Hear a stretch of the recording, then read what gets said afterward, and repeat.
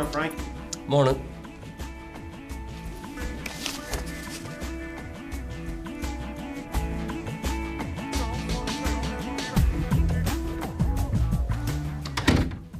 Sorry I'm late. Not missing these by any chance?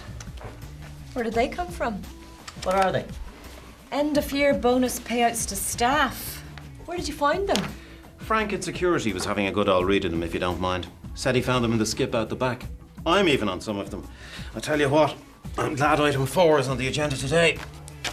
Security should have shredded this stuff. I'm sorry, I'll look into it. Right, let's get started. Item 1.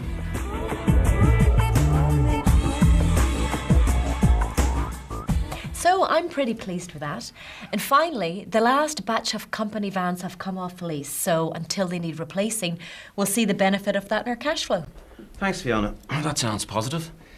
So, last item on the agenda, data protection compliance. Now, this was brought up at the last meeting, and by the looks of it, not a moment too soon. Thanks, Cormac.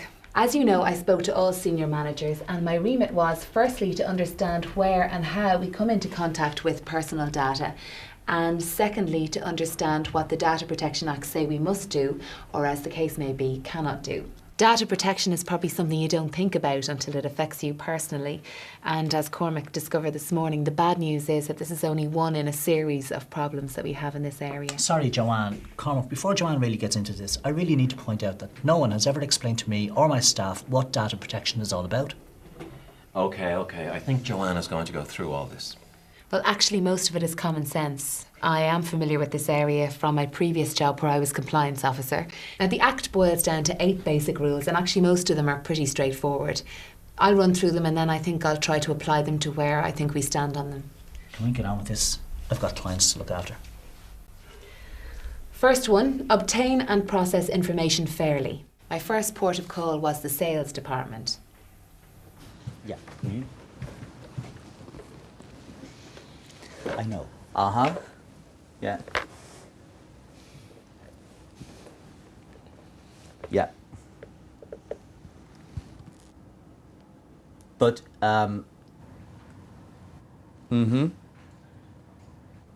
That's fine, Mr. Mullins. You go straight ahead and do that. I have tried to explain the position, and, I do have other clients on hold. Sorry. Hello? And you too. Bad time? In this job, you've got to be able to deal with clients like Sean Mullins, complaining about a finance refusal. I mean, really. Sorry, John, do you mind if I put a note about this in this file? You run a sales database of all clients? Yeah, along with our 10 plus resellers, I've got about another 5,000 direct clients, individuals in it. Impressive. Discrete Industries must have taken years to grow the database to that. Nah, sure, I'm only here about 2 years. But I did come through that door with a bunch of good clients, and the majority of what's on that database. You mean you took the database from your former employer? The people on that never consented to their information being transferred to another company. My previous company knew I copied it. And besides, Discrete Industries is a sales company. No sales, no company. When you've been here long enough, you'll work that out. But we're completely offside if we import databases of personal information, as we did in this case, because we didn't do it fairly. I mean, how would you feel if it happened to you if, say, the garage where you bought your car allowed your information to be passed on to, say, an equipment hire company? So what you're saying is we need to look into this. So, what else? Hello, police? Yeah, excuse me. Look, somebody just tried to rent me a cement mixer. They actually knew my name. Next. Keep it only for one or more specified and lawful purposes. I'm one of the reasons that we failed this one. So this is Tuesday the 17th, and there's the work entrance. Are you sure that's the right time? Well, there you go. It's 11:13 a.m. And there's your man approaching the door, round the corner. Now, there's the camera in the car park, and out the gate he goes. Now, if he's still clocked in, he's definitely out of work according to the CCTV records. That's great, Frank. I thought this might be a shot in the dark. I'm going to get Eamon to talk to you about random checks with the flexi-time records against the CCTV reports. Might throw up some useful information. No problem. If it moves, me and my electronic eyes see it. What's wrong with that, Joanne? Fair play to whoever came up with cross-checking the flexi-time records with the CCTV coverage. I mean, I've seen this guy's file. He's been in and out of treatment for the last 5 years. Back in the sauce again, I'd say. Well, Derek, we may have a right to check on a particular individual if there's good reason to believe that he's breaching his employment contract. But we definitely do not have the general right to use information gathered for one purpose, in this case security surveillance, for a completely different one, spying on staff. Oh. My idea, my fault. Won't happen again. End of story. Anyway, Derek, what do you mean you saw his file? He's not in your department. His personnel file? You're the IT manager. It's electronic. It's on the system. I have a computer. I'm the manager. I have the access. Duh. Cormac, is Derek entitled to have a password to access staff records? I don't. I hadn't even thought about it. Derek, why are you accessing people's files? I'm an industrial spy. I'm a manager, and there is no password. The administration database is available to all managers, always has been. Anyway, what are you worried about? It's not as if we leave these files lying around the canteen. Well, now that this has come up, let's skip on to point 4. Keep information you have about people safe and secure.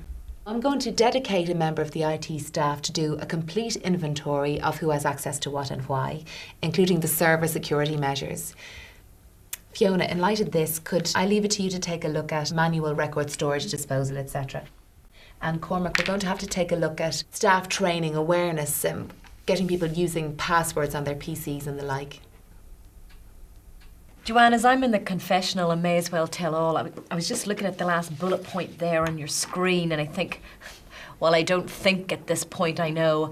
I gaffed up big time in this last week, I'm afraid. Oh, come on. What are we doing here? Well, let's go back to point 3. Use and disclose information only in ways compatible with these purposes. I can't believe how inept this company is. Sloppy isn't the word for it. Lethal. Lethal. I clearly stated on my letter and my CV that my referees were not to be contacted without my consent. And what do? You phone my manager, who has no idea I'm even looking around, and you ask him for a reference. A reference.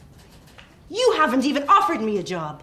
Look, I'm sorry, this was unfortunate, but we were creating a shortlist. There's a possibility of some posts coming up soon. Unfortunate? I'd put it a bit stronger than that.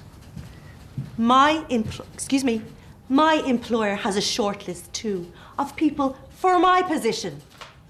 I was concerned before about getting promoted. Well, clearly I can forget about that now because it's not going to be an issue.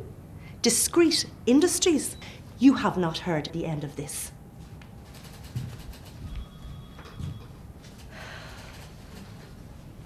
She went ballistic. And now she's making a complaint about us to the Data Protection Commissioner.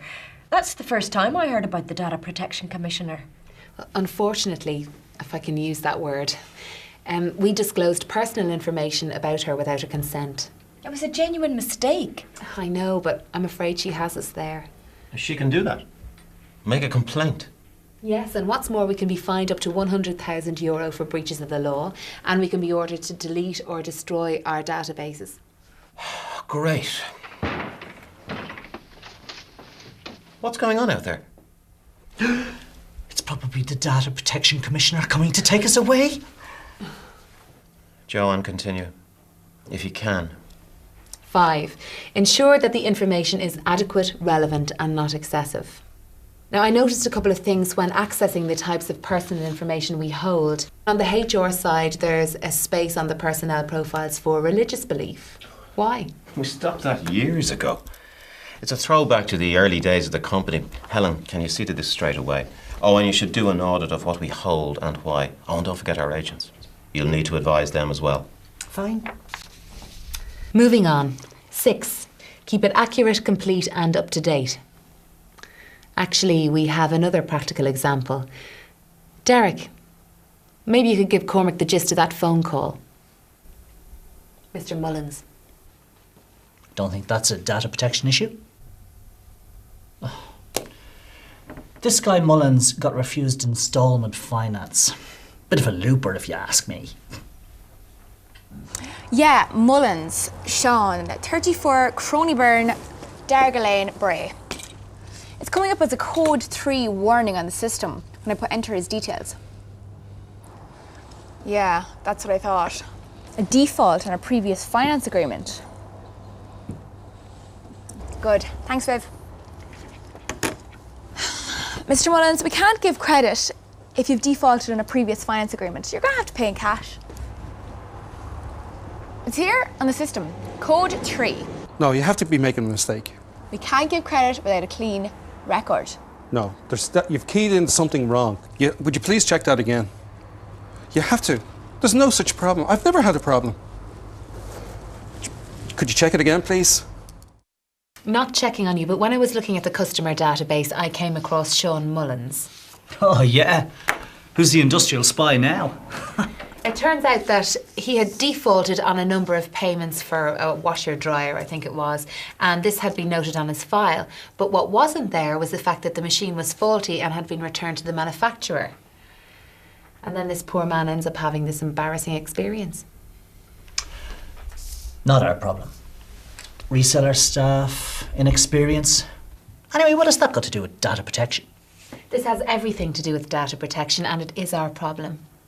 It was our mistake that the full story wasn't noted on the file, and this man suffered as a result of it. The information was neither accurate, complete, nor up to date. 7. Retain it for no longer than is necessary for the purpose or purposes. This was something I noticed when looking at Mr. Mullins' file. Oh, what now? Fiona, when we provide a finance package, how long do we hold customer bank account details for? I don't know specifically. For as long as the person is still a customer. A couple of years. Indefinitely, as far as I can see. Now, I noticed that we're holding Mr. Mullins' bank account and credit card details on file, and for no apparent reason. Now, if he were to make an access request and see this, he'd have plenty to complain about. I know what you mean. I've come across the same thing when I was booking tickets for shows. They rattle off your credit card details as soon as you mention your name. I mean, the idea that your account details are out there floating around somewhere. Well, my point, or in fact the law's point, is that we can't do this anymore. The transaction is over. We have our money. We must delete the information. Joanne, can I go back? You mentioned something there about this Mullins chap making a request. An access request. Hey, you can't go in there. Hey! Which leads me to the final requirement. Give an individual a copy of his or her personal data on request. Anybody we have information on has a right to access a copy of that information. They just have to apply to us in writing. That's an access request. And we have to respond to it within 40 days. There's a Mr. Mullins at reception. He wants to see one of the directors of the company. Frank is trying to hold him back. He won't leave till he does. In fact, he's a bit scary and he's getting aggressive. He's about 7 foot tall, huge, like a rugby player. That guy? I passed him on the way in this morning. He's outside. Call security. He's much bigger than Frank. Poor Frank. I really think somebody should go and talk to him. Derek, you said you know how to deal with customers like him. Me?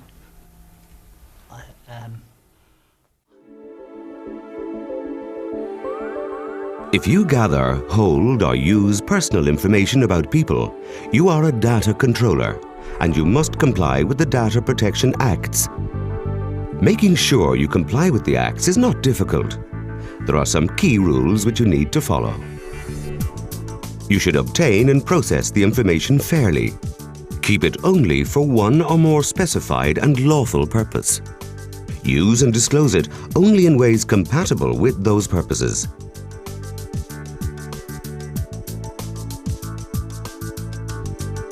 Keep the information you have about people safe and secure. Keep it accurate, complete, and up to date. Ensure it is adequate, relevant, and not excessive.